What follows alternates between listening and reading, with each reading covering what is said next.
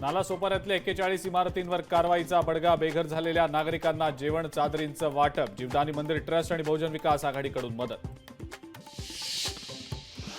जितेंद्र ठाकूरांचा मतदानाच्या प्रक्रियेवर आक्षेप. फेरमतमोजणी घ्या. पराभवानंतर बहुजन विकास आघाडीची मागणी.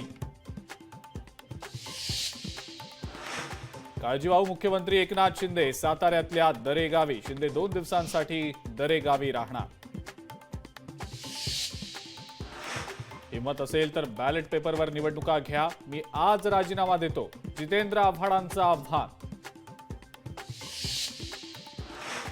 कोणत्याही मंत्रिपदाची जबाबदारी दिली तरी मी जनतेला न्याय मिळवून देणार. आमदार सुनील शेळकेंनी दिले मंत्रिपदाचे संकेत.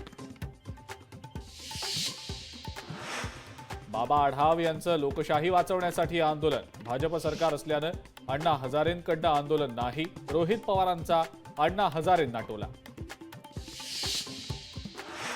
उद्धव ठाकरेंचं सरकार हे भ्रष्टाचारी सरकार होतं.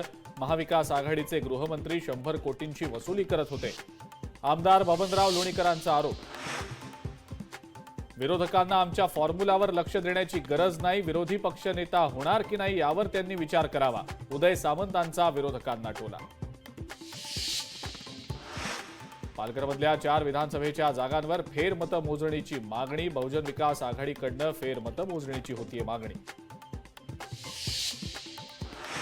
बच्चू कडूंनी एकनाथ शिंदेंची घेतली भेट. पराभवानंतर बच्चू कडू पहिल्यांदाच शिंदेंच्या भेटीला. भेटीचं कारण अस्पष्ट.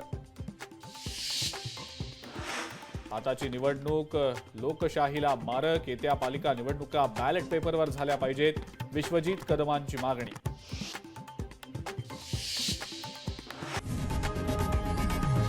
लोकशाही मराठी ऐका, पहा, जागरूक रहा.